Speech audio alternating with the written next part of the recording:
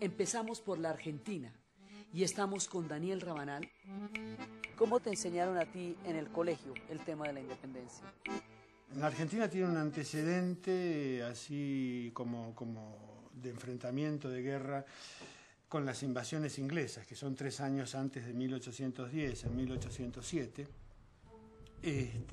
donde el invasor es rechazado por la ciudad de Buenos Aires fundamentalmente, en ese momento perteneciente a la corona española, claro. La independencia argentina figura en 1816. Pero en realidad en 1816 lo que ocurrió fue que se le dio forma institucional al asunto, hubo un congreso, se declaró, pero el proceso empieza claramente en 1810 y esta es la historia que nos enseñan, contada por los vencedores de todo este proceso de enfrentamiento y de consolidación de un nuevo país. Personajes que después vinimos a saber que en realidad habían sido inventados. El sargento Cabral, que salvó a San Martín en el combate de San Lorenzo. Todas estas cosas que le ponen color, ¿no es cierto? Es la historia que contaron por lo menos hasta que yo entré en el colegio o en la escuela primaria. Verdaderamente no sé cómo se está contando y enseñando la historia actualmente en la Argentina. Estamos con Débora Miranda. Débora Miranda es una ciudadana del Brasil. ¿Cómo te enseñaron a ti en el colegio el tema de la independencia? Digamos, en esa época, en 1808, fue el propio príncipe regente, ¿no?, que era el hijo del rey, que declaró la independencia de Brasil, que no es como, digamos, como muy común. Y también la historia que nosotros hemos aprendido es una historia excluyente, ¿no? Es una versión contada por la cultura dominante. Cuando viaja el príncipe para Brasil, aún estábamos en una época de los esclavos, ¿no?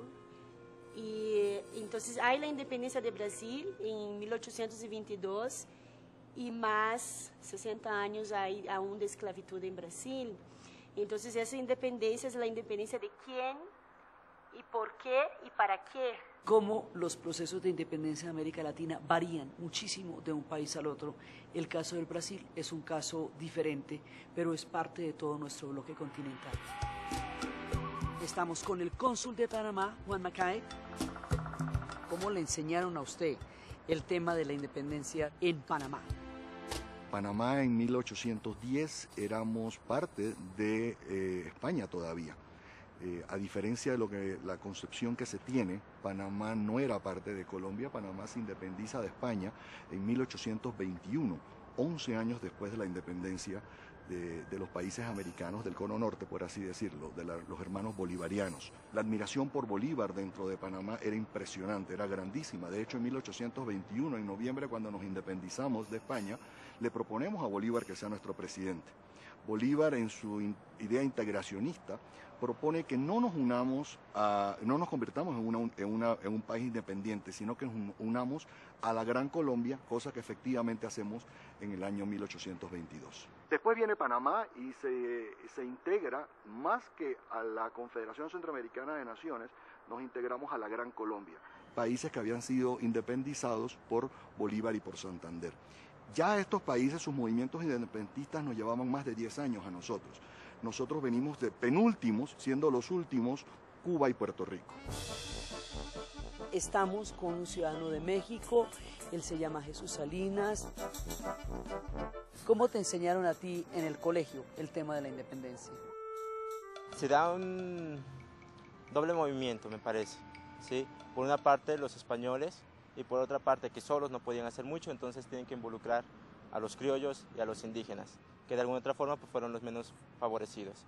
En un primer momento pues la iglesia juega un papel importante, sobre todo con Miguel Hidalgo como uno de los iniciadores de la independencia, y otros personajes como Josefa Ortiz Domínguez, una mujer, y Morelos, que después continúa la independencia. Es un proceso de independencia de la corona española. México se reconocía como la Nueva España, que obviamente al empezar a encontrar más recursos naturales como es plata y oro, quieren ya separarse y tener una autonomía. Y algo que es un ícono en Dolores Hidalgo es el grito de independencia que él da.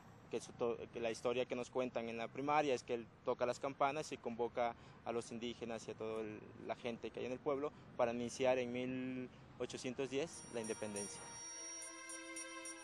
En lo de 1810 es la primera vez que participamos como ciudadanos, digamos que se plantea el concepto de ciudadano basado en todas las ideas de la Revolución Francesa, y ya las batallas, las de Pichincho, las de Ayacucho, Bomboná, Carabobo, Boyacá, esas batallas es la definición militar de la independencia. Hay una primera parte que es la definición política, ahí todavía no había una ruptura propiamente con el rey en muchas de ellas, después sí la va a haber. Entonces, después, cuando Napoleón es derrotado, el rey vuelve a ser restaurado en el poder, el rey Borbón Fernando VII.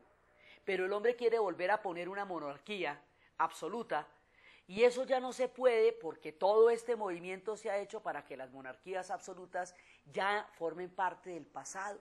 Entonces, cuando el hombre hace una monarquía absoluta, y a eso lo llamamos la restauración, porque restauran a los Borbones en el poder, ahí emprenden lo que aquí se conoce como la reconquista, que es volver a intentar tener el dominio que antes tenían sobre las colonias, pero ya no se va a poder porque todo esto ha pasado, mucha agua debajo del puente, entonces ya no podemos volver a como estábamos antes de la invasión napoleónica, porque ya no se puede reversar la historia. Entonces, en ese momento, cuando intentan la reconquista, es cuando se produce una definición militar, y ahí es cuando son las batallas. En las batallas van a salir derrotados los españoles y eventualmente van a tener que salir de todo el continente. La última en salir sería Cuba.